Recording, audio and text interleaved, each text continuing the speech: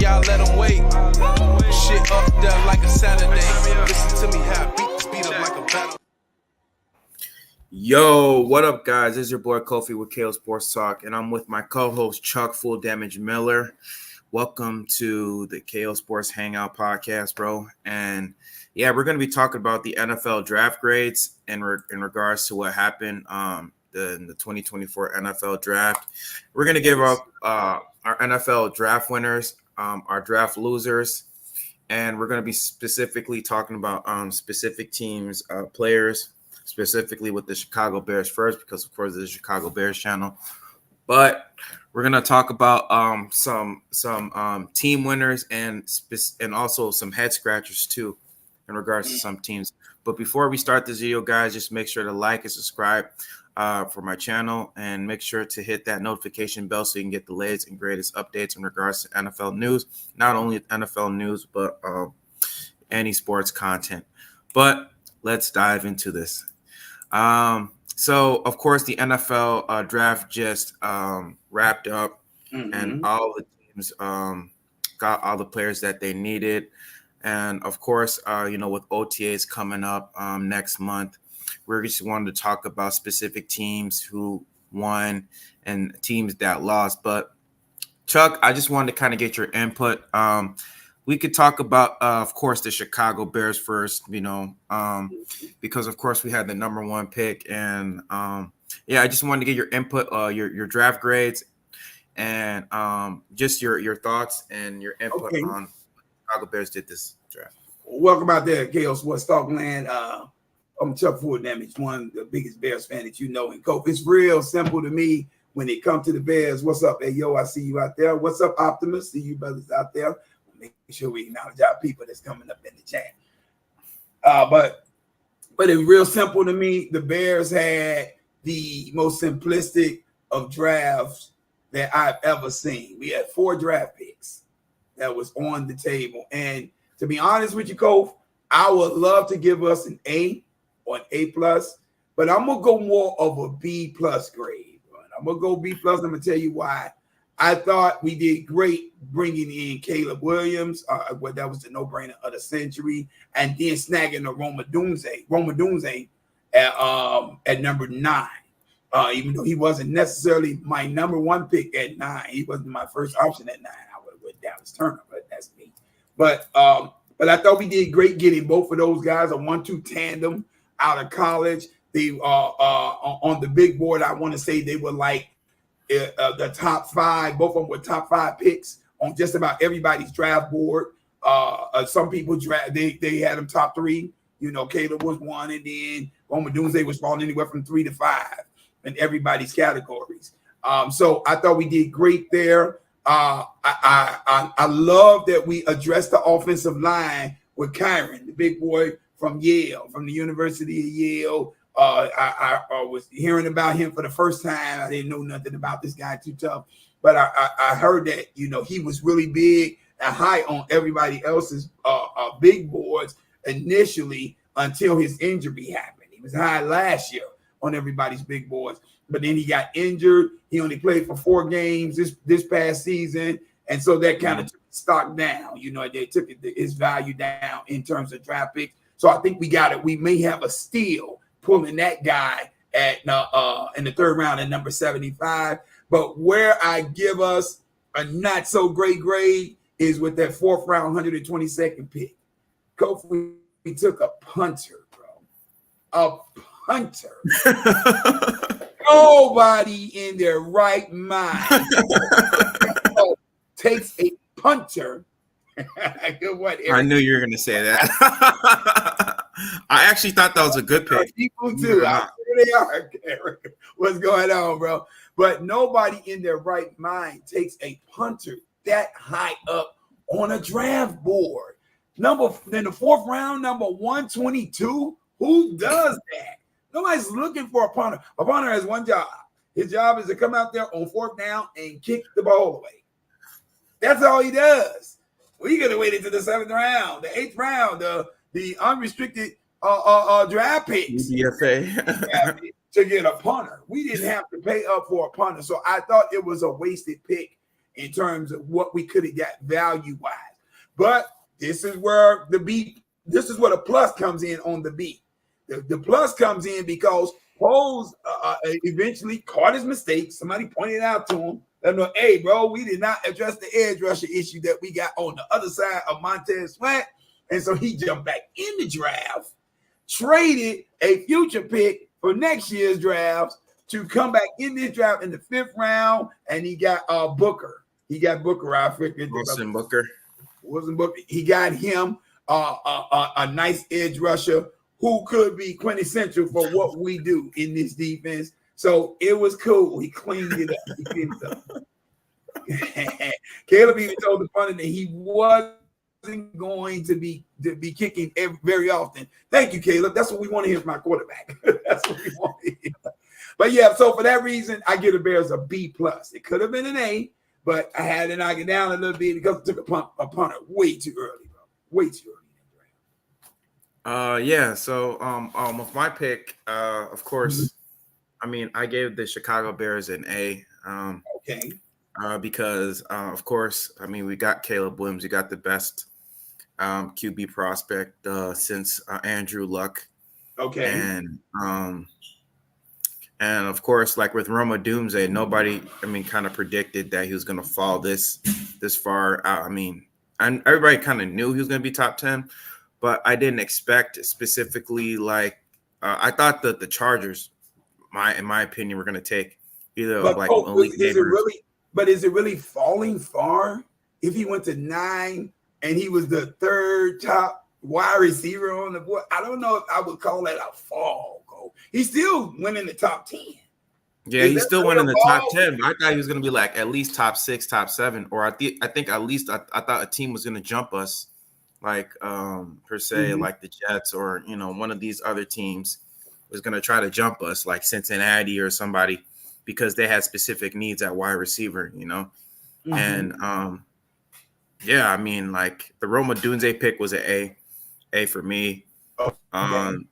Kieran Amagaje, he was a B+ for me because you never know what he could play the left tackle and he can also play guard too. I gotta get used to saying that name, Amagaje. I gotta get used to saying that name. Yeah, Amagaje. Yeah, right. Yeah, Kieran Amagaje. Of course, he's from Hinsdale. He's a Chicago Bears product. He's a fan too.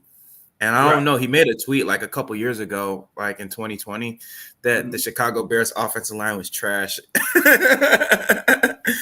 me where the lie was found at. Yeah. With no lies detected at that time. Exactly. And no lies detected. But yeah, he's very versatile. He's a versatile tackle. He has long arms, 36-inch arms. He's 6'5" and 3/8, 320 pounds. He's very athletic, big. But like, yeah, he could play tackle or he could play inside. Yeah. So like in case one of the guards or tackles gets hurt, you could just insert him in. Yeah, Braxton Jones, Nate Davis, or Tevin Jenkins, because we already know Tevin Jenkins. He's been dealing with some injuries, even though he's good.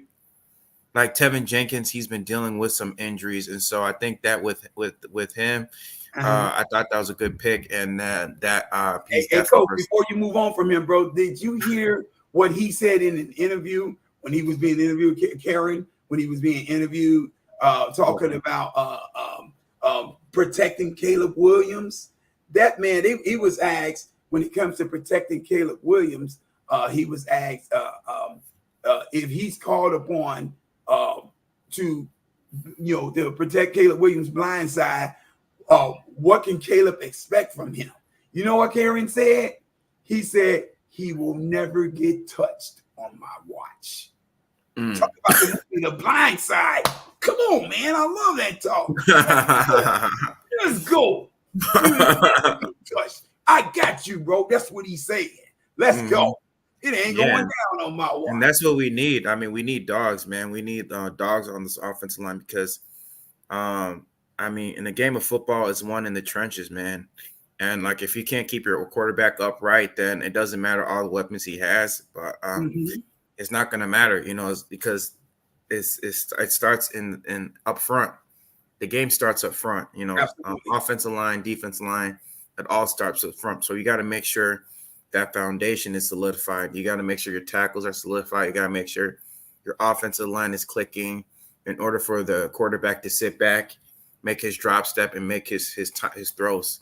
Because you don't want him to just drop back, and then the next thing you know, a defensive line or defensive tackles in his face the moment he snaps the ball. And that's what happened, last year, with Justin Fields. And so we don't want that to happen with Caleb Williams, because he's one of our most prized assets. He's the number one pick. And, and specifically, he is the jewel of the Nile right now. Caleb is the diamond in the rough. He is the platinum gold. If there's a this is what Caleb is for us now. So we've got to protect him. And let me tell you something, people, not to cut you off, Go, but let me tell you something.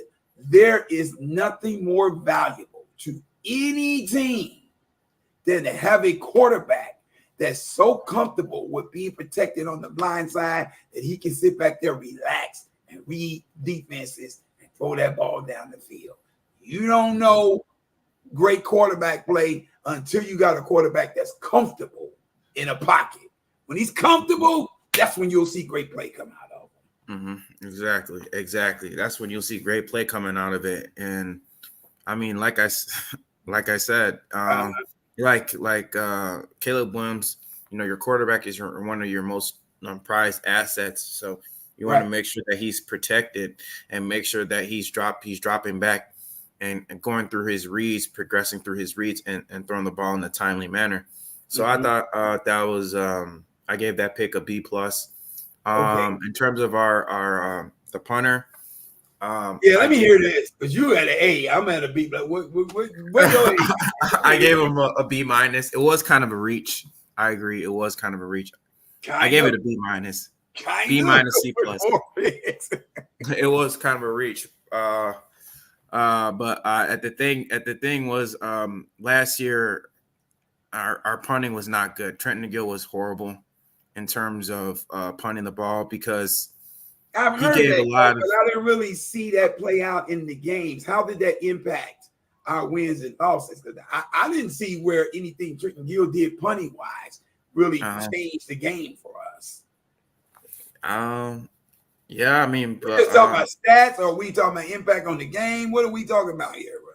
I guess with positioning, like punting, like positioning, giving good positioning to teams, because you want to make sure, like, because at times during like games, like when we punted the ball, like Trenton Gill, like he gave so much opportunity, like for the team to, he didn't even back him. Like at times, like he would punt the ball and it'll be at the 30-yard line, it'll be at the 40-yard line at times, and it wasn't even that great. He didn't punt that far.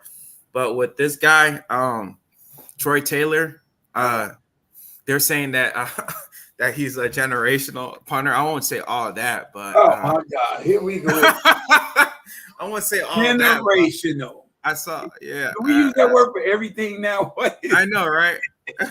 But he's pretty nice. If you can shoot a jump shot, you're a generational jump shot shooter in the NBA. Yeah, he's better than Trenton Gill, because I mean, Trenton Gill at times, like when he punted, like I said, when he punted the ball to the opposing team, they had some great field positioning, and that kind of I wouldn't say affected our defense, but in a way, it kind of gave more leeway for the opposing team's offenses to have enough opportunity to score the ball. But like with this punter, he has a deep kick, man, a deep kick. Like he could punt the ball, and like with that, we need someone who can pin the opposing offenses, deep, so it can give time for our defenses to have enough time to pin their ears back and get to the opposing team's quarterback. Yeah, Coach, this is one of the few times on this podcast that we are going to. I know we're going to disagree with that, but I gave the pick a B-. And then the last one. Go ahead,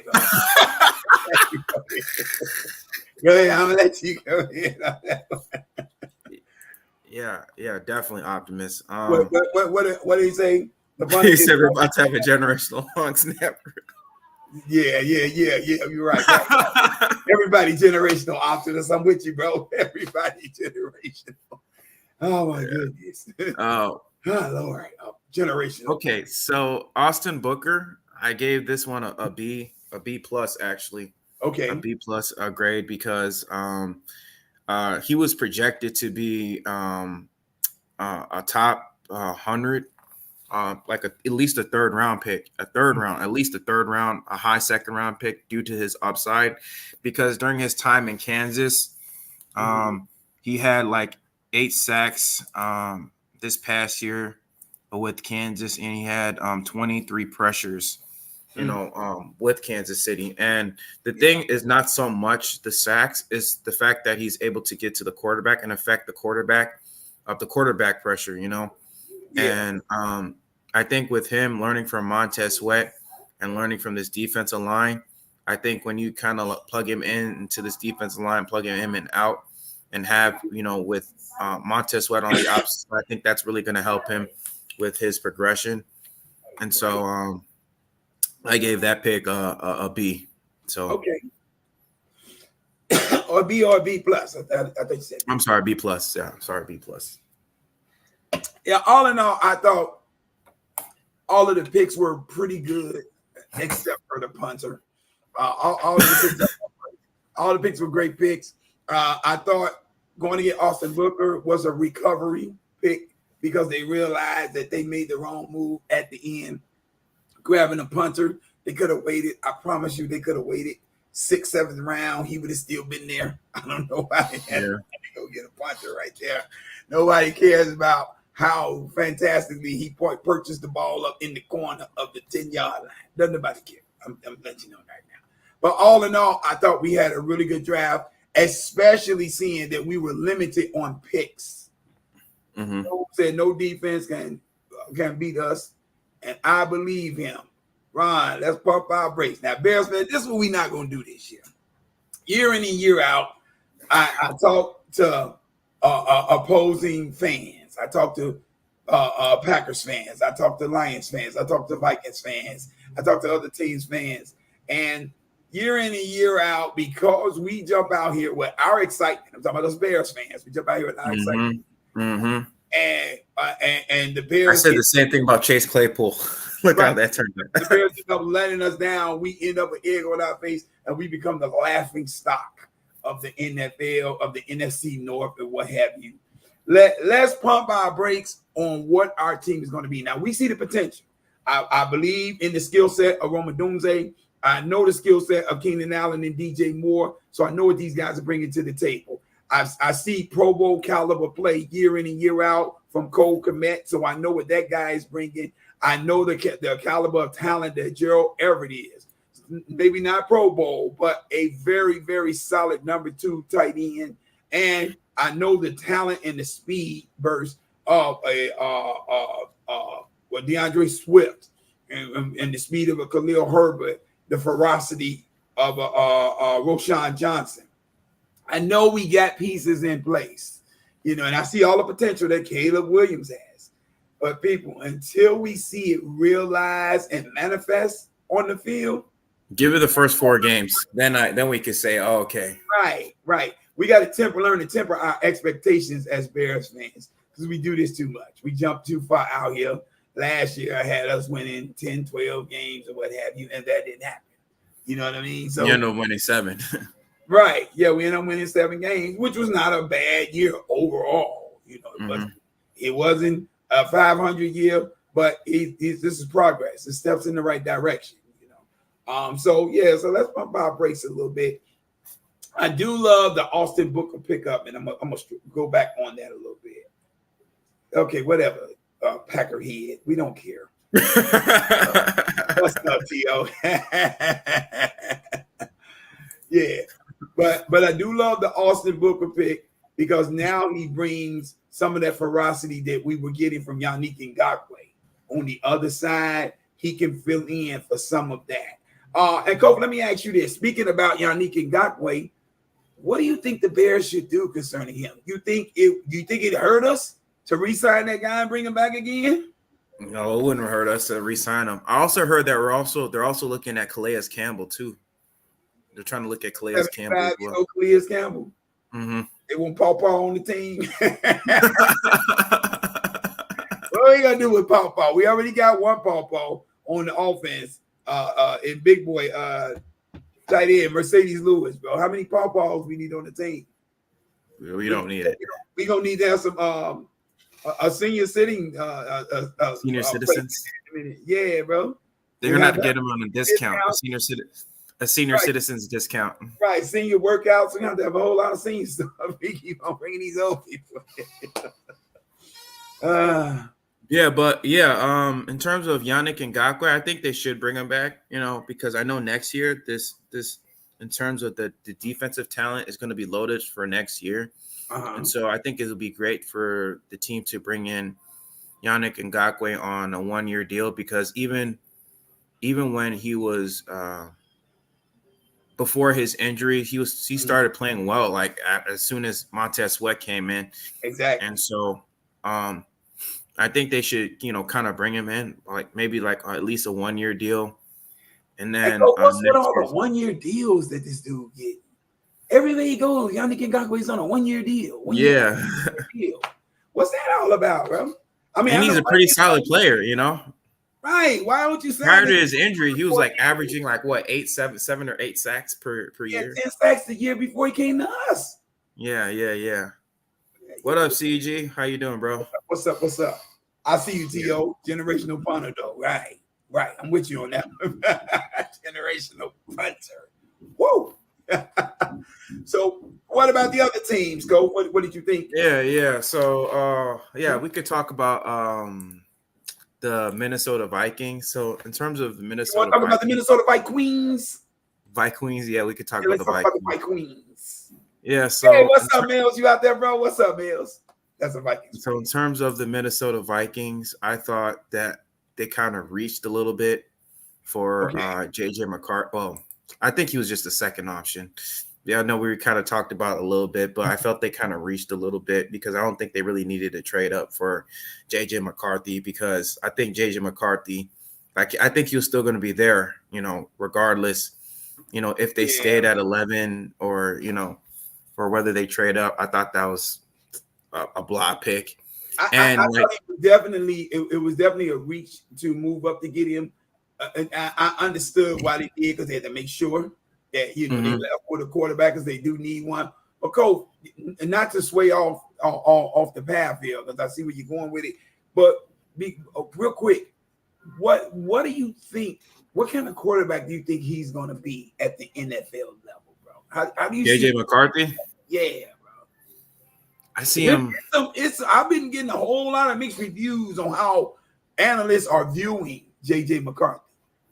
I think he's going to be like a Jimmy Garoppolo type of quarterback, or Alex Smith. I can see Alex Those Smith. Those are solid plays. Those are solid quarterbacks. Like a game manager type of quarterback. Nothing, not like he's going to blow you away with his arm, because he doesn't have the wow arm talent, of a prototypical NFL quarterback. But I think he's just going to be he can be a solid quarterback, he can be solid, but he's not going to take the top off of defense. He's going to be more of a rhythm, timing and rhythm type of quarterback, West Coast style of quarterback. Yeah, West Coast type style of running a West Coast style of offense type of quarterback. I think that's what the head coach, what's his name? The head coach for the Minnesota Vikings. Mitch McConnell. No, it's not Mitch McConnell. It's not Mitch McConnell? It's what's his name? Kevin O'Connell. My bad. I said Mitch McConnell. My bad. Yeah, Kevin O'Connell. He runs more of a West Coast offense. So I think that he's kind of a good fit. He kind of fits what Kevin O'Connell's gonna run. And so I think he might be a little bit solid. It's gonna take some time for him to get it, but I thought it was kind of, me personally, I thought it was kind of a reach. They kind of picked him there. Their second first round pick, when they traded up for Dallas Turner, I thought that was a really good pick, because Dallas Turner, they got Dallas Turner. My biggest concern. That was an 8 pick. That's an 8 absolutely. That's an 8+ pick. That's who I actually thought we should take a stab at number 9. That's who I wanted us to go and get. But we went Roman Doomsday. I don't think you could have went wrong either way. My biggest concern with JJ McCarthy, bro, is like you alluded to. Can he take the top off of a defense?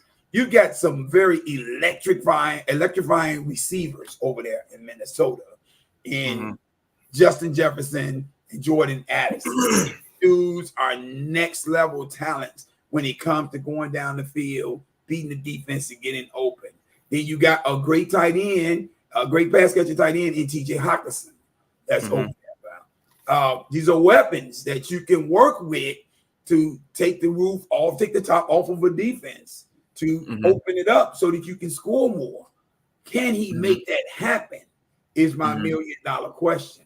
You know, I was looking at, I believe it was Mina Kimes and Marcus Spears and those people on ESPN, and they were talking about, who was that, Dan Orlovsky. They were showing some game film on him and some pass plays that he's going to be required to make at the NFL level. They were saying that there's a certain arc and trajectory that he's going to have to put on the ball to make these passes get complete at the NFL level. And they were showing some game film where he was missing some of these because he throws the ball very flat, they were saying. He throws the ball flat, like a line drive almost. And without that arc, it doesn't fall into the rhythm or the chemistry, if you will, of those particular routes to where those balls would drop right into those receivers' hands. I think it's going to be interesting, bro, watching him and Justin Jefferson. And like we kind of alluded to earlier today, with the Minnesota Vikings with the 8th pick, I felt like they could have just traded up with the Atlanta Falcons and then picked Michael Penix Jr. because Michael Penix Jr., he could sling the ball, man. And I saw his tape. That dude can throw the ball with a lot of anticipation. He has a lot of he could throw the ball deep. He could throw the ball with some anticipation. I think that, with his skill set, it could work. It could really work well with, Jordan Addison or Justin Jefferson. I don't know too much about, with JJ McCarthy, but Michael Penix Jr., hell, heck yes. I was listening to Caleb Williams. They did an interview with him after the draft, and it was talking about the other quarterbacks in the draft, and he brought up Michael Penix Jr., and he was talking about how he's seen this guy play, and he said that dude can really spin it. That was his words. He said he can spin it, talking about how well he throws the ball. And Michael Penix Jr. throws with a lot of pinpoint accuracy. I think his accuracy gets overlooked, bro. It gets overlooked. I don't know why, but I watched this guy here, Rome Odunze, and those other receivers they had over there in Washington with pinpoint accuracy almost 8, 9 times in a row, bro. It was just ridiculous, bro. He was just putting the ball on the numbers. And that's the kind of passing that I think you need to have, a passer that you need to have, I think, with a guy like Justin Jefferson and Jordan Addison. That's why I say it's going to be interesting, and TJ Hockenson too. I think it's going to be interesting to see how this works out over there. Now, right now, from what I'm hearing from Minnesota, the Minnesota Vikings fans, they're big and high on, wait for it, Sam Darnold. I don't know what to say after that, bro. I'm at a loss. Sam Darnold. Sam Darnold. They signed him, and Vikings fans are now convincing themselves, just like Bears fans just convinced themselves that the number 4 pick was worth spending on a punter. They're convincing themselves that Sam Darnold is a dude who can lead this offense over there. I don't know how. I don't know where they see that at, but God bless their ministry. I don't know what to say on that, bro. No shit. If that's the case, then the Raiders are better off saying Gardner Minshew is better off leading the Raiders to a playoff berth or something like that. And I believe that could happen before Sam Darnold shines in Minnesota. Yeah.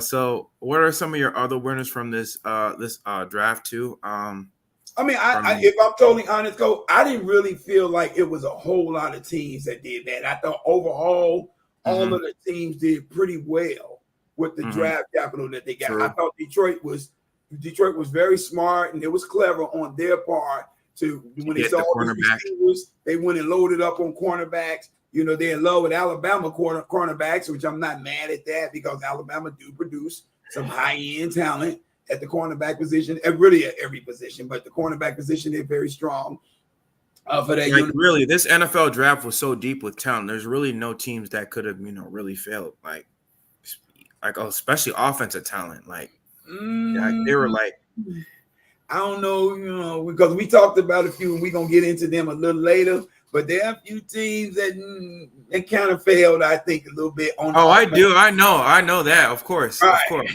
I know. But right. I mean, really, but for the most part, most of the teams I felt like, did pretty a solid job. Like the Philadelphia Eagles, they loaded up on, they got some good cornerbacks like Quinyon Mitchell and then Cooper DeJean. I'm so glad you said DeJean. I'm so tired of hearing people say that man's name wrong. And then DeJean. Call him everything but DeJean. And of course, the Detroit Lions. They got this one cornerback. What's his name again? What's that Lions cornerback? From Alabama. You talking about that guy? Yeah, from Alabama. Yeah. What's his name? Hold on. Oh, Teron Arnold. Arnold. Yeah, Teron Arnold and Ennis Rakestraw Jr. Yeah. So they did pretty solid. But Rakestraw from Missouri, right? That's the guy. Yeah, Missouri. Yeah, he's from Missouri. Right. He's from Missouri. But yeah. I thought they were very strong, and it was witty the way they attacked the draft. That told me that they were paying attention to what everybody else was doing. That told me they were paying attention to that, and they wanted to address, their drafts based on the needs against the opponents, because they could have went and met whatever other needs they need, other issues that they needed, like they needed another edge rusher on the other side of Aiden Hutchinson. So they could have went there, but they saw what everybody else was doing, and I thought it was clever on their part to go and grab all those young cornerbacks now. Now, to me, I felt Green Bay, they kind of reached getting an offensive tackle, Jordan Morgan, from where is he from? Was that Oregon? Was it Oregon? Or Oregon State? Jordan Morgan. Let me check real quick. Why you Arizona? He's from Arizona. Okay. Well, let me say this. Here's the thing that I've learned watching Green Bay draft through the years, bro. I don't like to give this team no credit. I can't stand molded cheese, Limburger. Any of that stuff stinks after a while because it's milk and it's processed and it's not real. Stinky, nasty cheese. Right. Can't stand them. But one thing I have learned watching the Packers through the years, bro, is the Packers are one of those scouting teams that really dig deep and they do their homework. They will go get the oddest players that nobody knows anything about. Nobody never heard of these guys. They were not even on anybody's radar, but they would bring these guys to Green Bay, and those guys will excel in what they do and how they move over there. So I have to give, I hate to do it, but I have to give them some credit for how well they draft. They do go find gems in the rough, so to speak, diamonds in the rough in drafts. So when I see them go get people, I used to look and be like, who is this bum? But now through the years, you see them do this for so long, and you see these guys perform well in their system, you start to understand that these people may know what they're doing over there a little bit. So, even though I didn't know nothing about Jordan Morgan, I had never heard nothing about this guy. He wasn't high on anybody's draft board. I heard the name in passing, but that was about it. But if they're going to get somebody, I tend to keep a close watch on those people, just for the simple fact I know they know what they're doing in terms of drafting. Bro. All right, so we're gonna talk about some of our losers. Losers. So, who are some of your losers for this 2024 NFL draft? I think we all know. I think it's pretty much unanimous between me and you. Yeah. I think probably the biggest loser was the Las Vegas Raiders. If I look at them, I don't know if they addressed all the needs that they needed to address. I think them going into this season, hoping that Gardner Minshew turns out to be great. as their quarterback. I think that's a reach. This guy has been a career backup, and he is that for a reason. And I think them not going to grab a quarterback is a problem. They did address their tight end situation, but I still think that it's just a lot of holes they left unaddressed in this draft. So I want to say the Las Vegas Raiders. They're number one on my list. Number two on my list, gotta say the Atlanta Falcons. Now, I didn't think all in all, and I'm going to be totally honest, Coach, I didn't think all in all their entire draft was horrible. But that first pick at number 8, you just signed Kirk Cousins, a 4-year, $180 million contract to come in and be your quarterback. And then you turn around at number 8 and you take what you label as quarterback of the future, general manager. I can't think of his name. He's a brother over there in Atlanta. You take him. Fontenot. I forgot his name. Fontenot or something. Right. You take Michael Penix Jr. at number 8 after you just signed a quarterback for $180 million. You got to make it make sense to me, bro. That didn't make any sense. You had deficiencies on defense, and Dallas Turner was the comp pick that everybody was looking at number 8. We just assumed you guys were going to take him. Y'all didn't take him. Y'all didn't take him. Y'all signed Kirk Cousins in the offseason. You signed Darnell Mooney. Dude, I was so surprised too. I thought they were gonna take Dallas Turner, bro. I didn't. I did not. He was the no-brainer pick, right? No-brainer pick. and apparently, maybe they didn't do their homework on him. Maybe the GM fell in love with the offensive side of the ball. We was looking at the draft. I don't know what his thinking was, but he apparently didn't look at Dallas Turner's game film. Show me where the weakness is. Where's the deficiency in this guy's game? You gave Minnesota a gem when you gave them Dallas Turner, bro. Now we got to worry about him now. This dude is ferocious coming off the edge, bro. He's ferocious coming off the edge. He'll lock you up on the run. He's a great pass rusher. He's very strong, bull rusher, and he's got the savvy and the wit to see what's happening in the play and adjust his way of attacking, bro. That guy is smart, bro, and he is going to be a problem for years to come in Minnesota. So they lose Danielle Hunter, and you allow them to get, especially playing under Brian Flores too, and with the blitz packages he runs. Brian Flores is gonna turn that boy into a beast, bro. He gonna turn that boy into a beast. So yeah. So those were the two big time draft failures on my list. A couple more honorable mentions in terms of the drafts with passing grades. I think draft teams that did good in the draft. The Indianapolis Colts, I thought they did very well in the draft. They addressed a lot of their needs and a lot of their issues. They got, I forget the receiver that they got, but they got the other receiver on the other side of Michael Pittman. Yeah, I can't think of the young guy's name, but he's a really good one. I thought they addressed that. Took care of a lot of other issues that they had, a lot of other needs that they had. So I thought they did well. For some reason, Kof, the jury is kind of mixed on this one, but some people think that the Carolina Panthers had a bad draft. I didn't see a bad draft from the Carolina Panthers. How did you see them, bro? I thought they did pretty well. I mean, getting Xavier Legette, man, from South Carolina, and so I thought that was. I mean, even though they kind of reached a little bit, I mean, of course, but they needed it, bro. They needed it. They needed it. They definitely needed it. But I don't mind a team reaching. I don't mind a team reaching, long as they're reaching to meet the need. When the Bears reached at 4 and got the punter, to me, we reached, but we didn't reach to meet the need. That was not the need that we had. Punter is not the most prescient position. Need, right. We could have waited for that. We really could have. We could have got somebody else that we needed. But that's fine. He cleaned it up on the back end, or what have you. But yeah, I don't mind Carolina reaching for Xavier Legette, especially where they got him at, bro. That dude could have went low end in the first round and all that there. They got that dude where they were supposed to get it, bro. They got blessed to grab him where they grabbed him. And I thought they really addressed a lot of the issues on their team, bro. Yeah, the Colts, that wide receiver you're talking about with the Colts, that's Adonai Mitchell. Donde Mitchell. There you go. Yeah, there from Texas. Really, Eric. Really, you're gonna go the Ray Guy route. Really, bro. Really, round 1, 23rd overall. Yeah, I know, bro. I know Ray Guy is greatest punter of all time. Ray Guy. This guy is not Ray Guy. We just gonna put that out there, bro. He is not Ray Guy.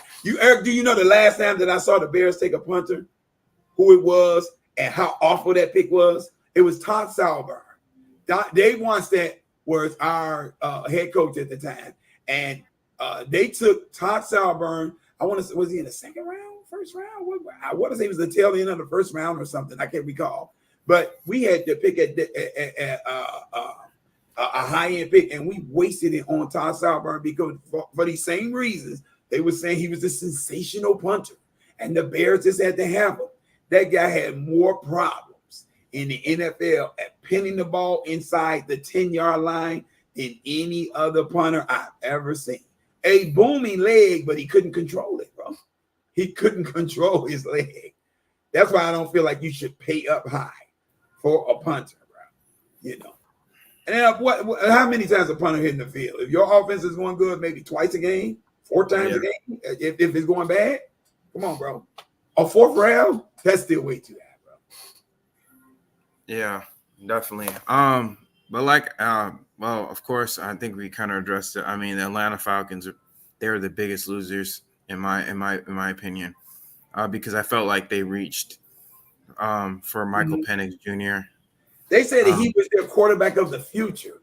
They do know this guy is already a little older than. And you know what? You know what, Chuck? You know the crazy part about it is that they didn't even have him for a top 30 visit. All they just judged him off by was the fact that they saw his pro day for like 45 minutes, and they thought, okay, that's our quarterback. You know who that sounds like to me? A person that we had a couple years ago who drafted Mitchell Trubisky. And I think you mean that Ryan Pace guy? You're talking about that guy, Mr. Pace? Yeah, that guy. And he's on the Atlanta Falcons, believe it or not. Wow, are you serious? Yes. I didn't know that, bro. Yeah, Ryan Pace is on the Atlanta Falcons. No, it all makes sense. Ryan Pace effect. Yes, Eric Harper. That's the Ryan Pace effect. So I'm pretty sure he had some say so. He was in Terry Fontenot's ear saying that, okay, we need to draft Michael Penix. With Dallas Turner sitting in your grips, you let that man fall all the way to 17, bro. That is crazy, bro. And I'm not gonna lie, I was a little salty that the Bears didn't do some trades with the number 9 pick at that point, because we'd have moved around enough, bro. We could have ended up with possibly Roman Doomsday and Dallas Turner over there. Exactly. Maybe we should have traded with the Vikings. Oh, yeah, exactly. With how desperate they were trying to get a quarterback. Yeah. Oh, my God. They would have took J.J. McCarthy at 9, and all those guys would have been there waiting on us. Yeah. But, yeah, I think, and then also the Raiders too. I don't know. Probably I would kind of say they're a loser because they didn't draft a quarterback too. Because I guess that was they needed to. What's his name? Spencer Rattler. He was still out there, bro. They could have took that guy, bro. Yeah, Spencer Rattler. But they could have took him. They could have took the Melton kid, the dude that I comp to from Tennessee.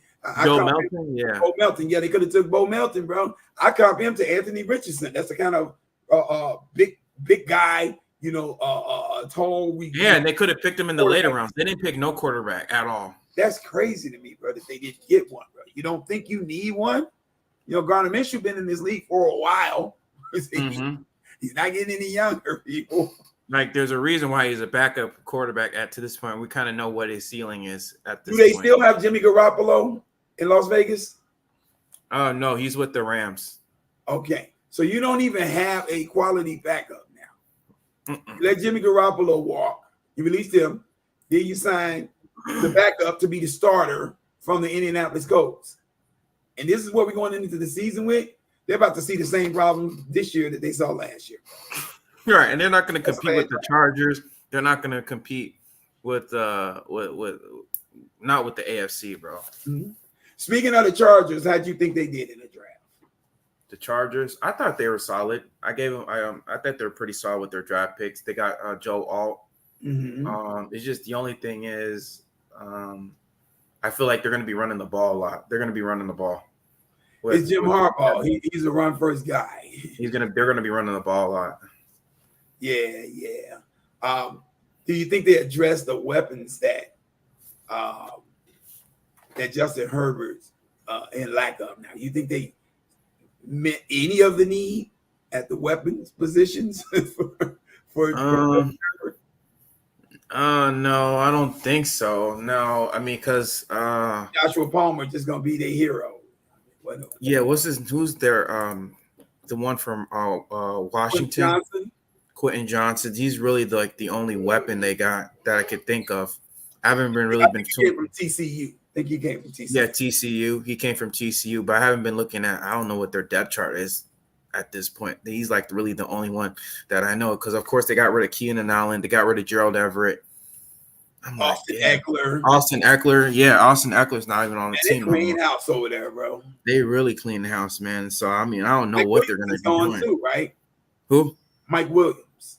Is he gone? Yeah, Mike Williams is gone too. Mike Williams. I think he's with the Jets, the New York Jets.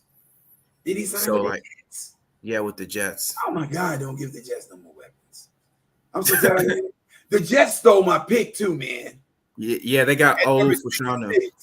No, number 66. They stole Malachi Corley, bro. Yeah, they did get Malachi Corley. Man, he was lined up for us. We were sitting at 75, bro. He was at 66. I'm thinking, oh my God, gonna fall to us. Gonna fall through.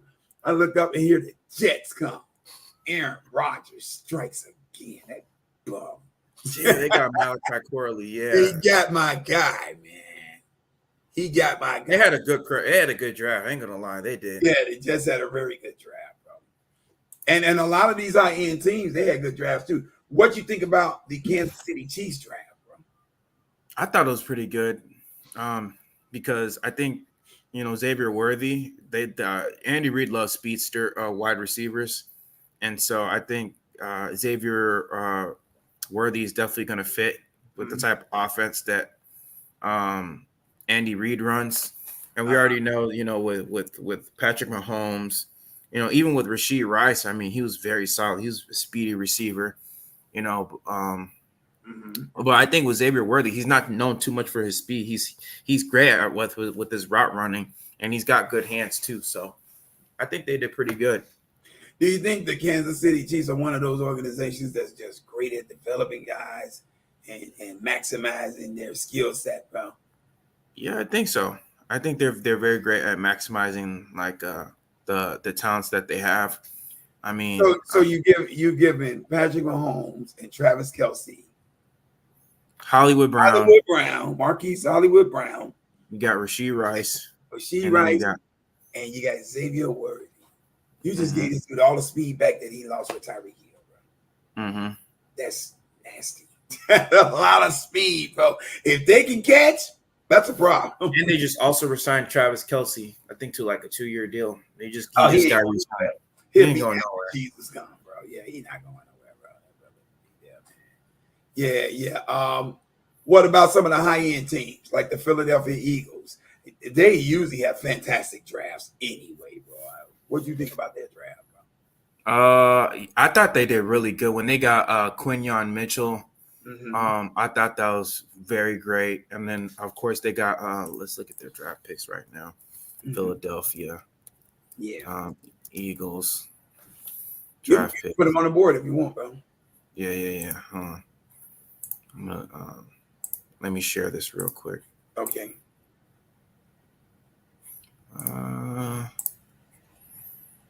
Yeah, so this is a list of their draft picks. I don't know if you can see it right now, but yeah. Quinyon Mitchell from Toledo. He was, I think, number 2. I think he was number 2 or number 1 in this year's draft class in terms of cornerback position. And so I thought they did really well with that one. They got one of the best cornerbacks in this draft, Quinyon Mitchell. Okay. Cooper DeJean, I thought he was also solid. And then they also traded up. They traded that number 50 pick. No, they didn't trade that number 50 pick. They got the number 50 pick from New Orleans. Yeah. Yeah, they ended up getting that pick from New Orleans. But they did trade it. They got it from New Orleans, and then they traded it to Washington. That's what this is saying.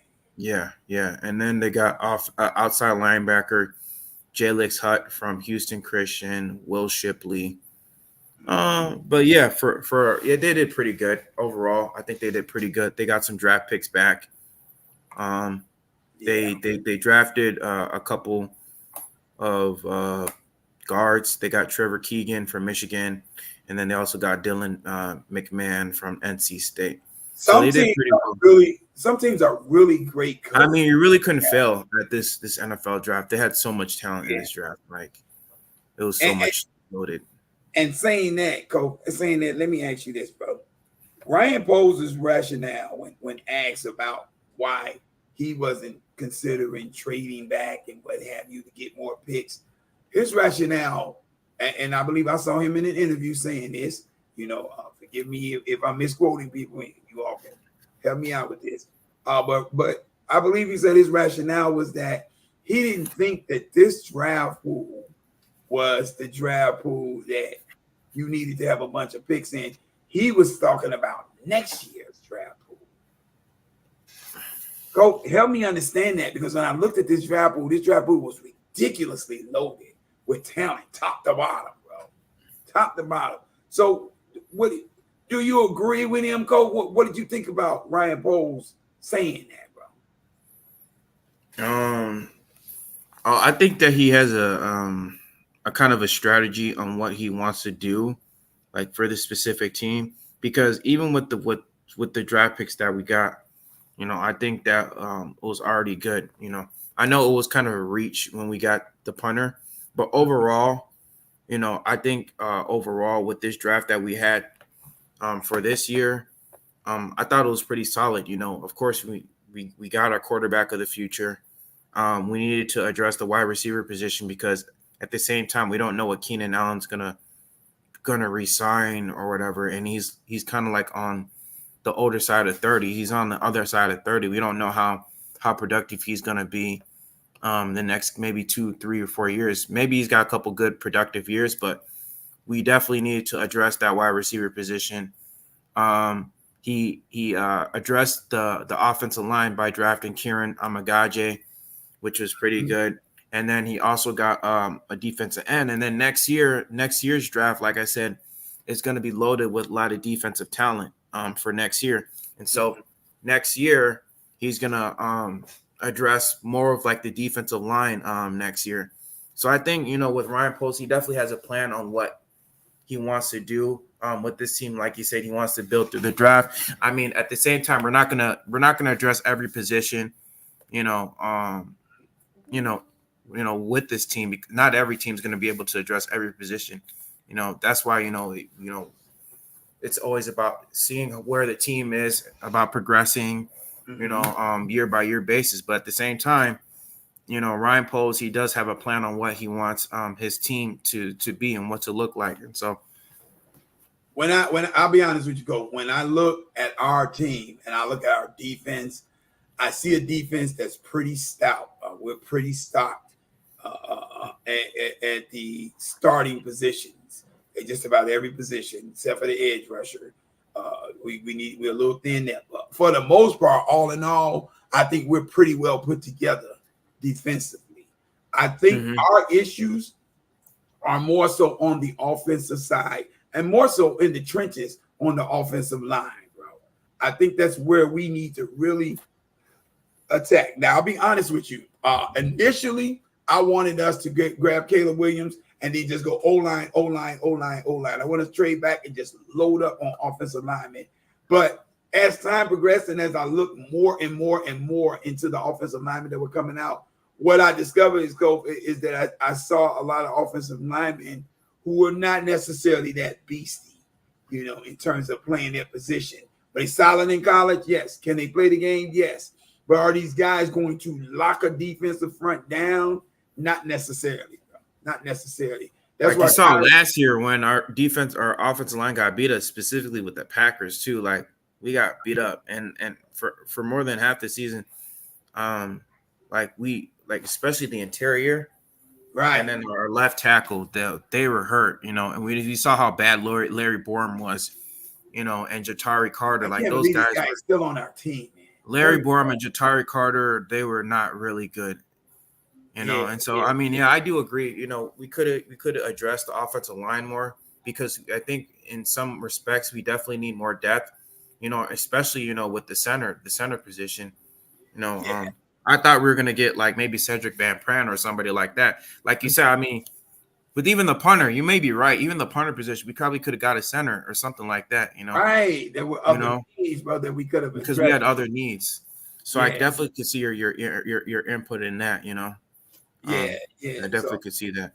I mean, now if next year's draft, because I can't speak that far ahead, I don't see what they're seeing. But if next year's draft, Kof, is as heavily loaded as they're thinking, as Ryan Poles is thinking, both offensively and defensively, if there are a lot of offensive linemen in there, you know, I don't think that the Bears need to just go attack defense all the time. I think we really need to attack this offensive line. I know we brought some guys in.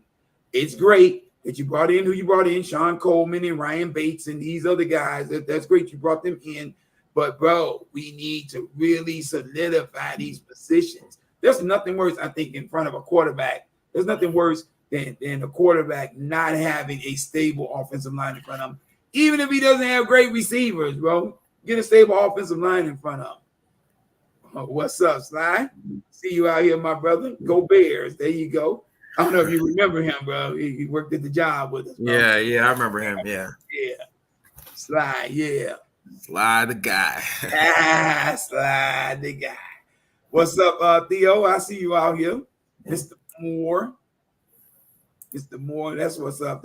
Yeah, so all in all, I thought for the most part, I really felt like this year, Coach, that almost all the GMs really did their homework, bro, on these draft picks. Generally, I don't feel like that when the draft is over, because you see some teams make some boneheaded moves that make absolutely no sense, and you wonder what the hell were they thinking? Like the Carolina Panthers last year, giving the Bears the entire draft and all these superstar players and everything that they had to offer for one pick in Bryce Young at the number 1 pick. That didn't make no sense to me. I'm glad it happened. It benefited us, but it didn't make no sense, bro. That was a foolish move on that part, bro. You know, but when general managers do their homework like they're supposed to, when their scouting team digs deep, this is the kind of draft that you see. And now teams become more competitive. You know, everything is more compatible. What's the word that I guess compatible is the word. But the competition is more on par. Then that's what I'm trying to say. You know, and then you get better football play overall, because now you got teams that's out here really matching up well with each other. And it's good when you have competition, especially within the team. You know, like. Mm-hmm. You know, with the Kieran Amagaji pick, you know, I think the competition between him and Braxton Jones, I don't really think Braxton Jones really has a lock on the left tackle because, you know, Kieran, you know, he really doesn't, you know, because Kieran could come in and he could take that job from him, you know. I love what Kieran said. He said if Caleb Williams, what Caleb Williams can expect from him, if he's out there, Caleb will never get touched. He's not going to allow it. Come on, bro. I'm talking about, bro. I ain't never heard Braxton Jones talk like that. Sorry, Brad. My thing is like I wonder how especially like, you know, with practice and OTAs, how the defense and the offense is going to fare. Now we got Roma Dunze, DJ Moore, and Keenan Allen. That's going to be something, man. It's going to be really intense. And let me say this to all the Lions fans, because the Lions fans are really happy that they went and addressed all their issues at cornerback, and that's great for the Lions. But, you know, I've been talking to some Lions fans. Yeah, Mr. Pitts, I know you out here, Ray. I know, bro. Y'all feeling good about those picks? I just want to let y'all know something. You know, those rookies, they not ready for these veterans. I'm going to let you know that right now. I don't give a hell who you go get from Alabama, Birmingham, Texas, Tennessee, Missouri, or wherever you go, Mizzou. You can go all over the country. They are not shutting down DJ Moore. You're not shutting down Keenan Allen, and you better hope and pray to God that Roma Dunze don't hurry up and catch up to speed. And you better pray to God they don't catch them early during the season, during the NFL schedule. Yeah, that's they will get barbecue chicken. Right, exactly. Exactly, Optimus. They're gonna get barbecue chicken, bro. Yeah. They're gonna be straight barbecue chicken for our receivers. Exactly. Oh yeah. And another thing, and let me add this too, Cole. Another thing, along with the fact that you bringing all these stud cornerbacks in that's supposed to shut down all these stud receivers that the Bears got. You got to keep in mind that all of these guys that you're bringing in, they all were playing against Caleb Williams at one point or another in their college careers, and most of them he torched. I just want you to know that. I had to put that out there. We got to start the fight somewhere, bro. Let's go. Exactly. And the thing about it is that Caleb Williams, during his time in college, he really didn't have any really great receivers. Mm-hmm. Like the really great, really his only number one. Jordan Addison. He had Jordan Addison. Jordan Addison. That was about it. But outside of Jordan Addison, can you name any other receivers who he had? I mean, Brandon Rice, Taj Washington. Like, really? Nobody. He didn't have nobody. He's going to have DJ Moore. He's going to have Keenan Allen. He's going to have Cole Kmet. He's going to have Roma Dunze. He's going to have Gerald Everett. And people, don't sleep on DeAndre Swift, bro. That dude had like over 1,200 all-purpose yards last year with the Philadelphia Eagles. And so he can also catch out the backfield, too. And Cole, don't underrate. Have you seen his workouts? That dude been putting in. Oh, my God. Please go look up DeAndre Swift's workout. Exactly, Eric Harper. He torched a lot of teams with 7-round draft picks. Yes, he did, bro. And now he got number ones across the board. 3 number ones. Right. That's what I'm saying, Kobe. He got third one potentially. You're right. Yeah, so I'm expecting big things from the Bears. It's going to take some time, so gotta give. Yeah, it's gonna take some time to gel. They gotta give a little bit of a learning curve to Roma Dunze, Caleb Williams, these guys. Karen, you gotta give him a little room to work. Learn and what have you. But I think in the long run, this is a great build of a rebuild over a 3-year period of time.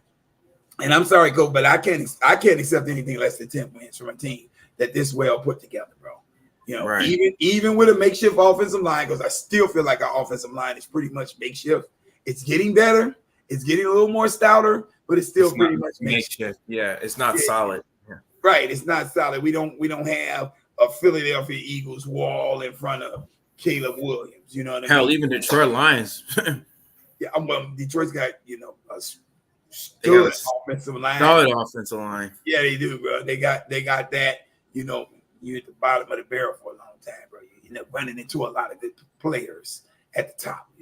I ain't gonna say nothing else about that. I'm gonna leave that right there. I got one more topic I want to talk about. Let's talk about the San Francisco 49ers. I thought they reached with Ricky Pearsall. What did you think about that pick, bro? I thought he was an insurance pick, just in case they lost a Brandon Ayuk or Deebo Samuel, because from what I understand, they're at a stalemate with Brandon Ayuk in terms of contractual agreement, and Deebo Samuel is up for another one, and they're not really sure how that's going to play out.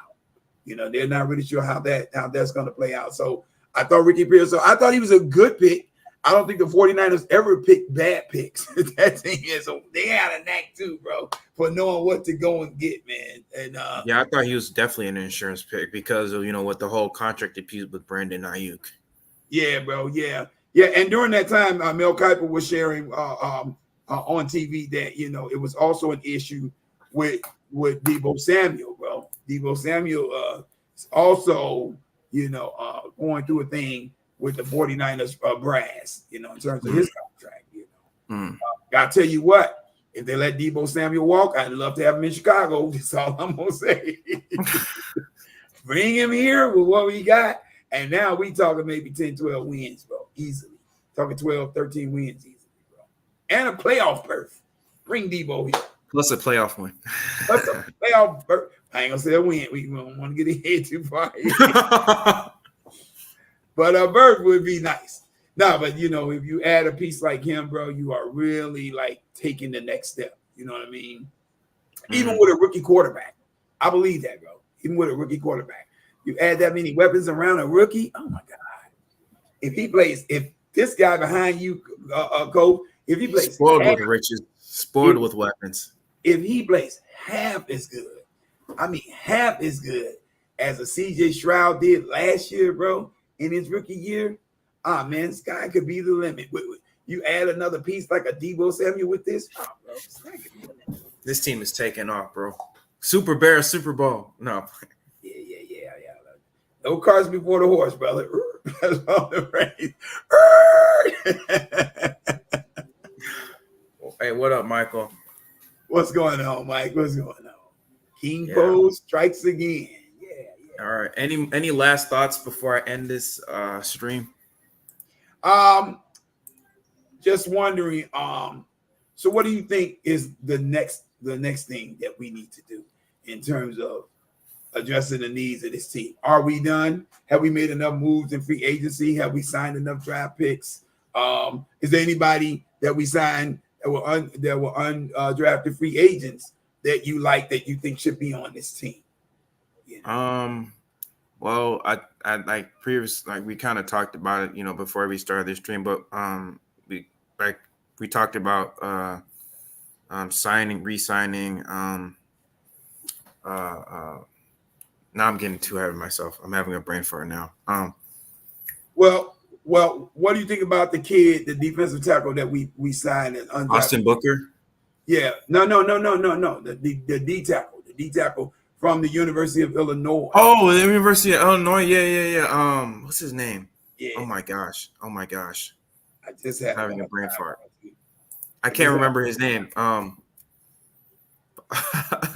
just had him on the sideline and deleted it too, bro. D tackle from Illinois.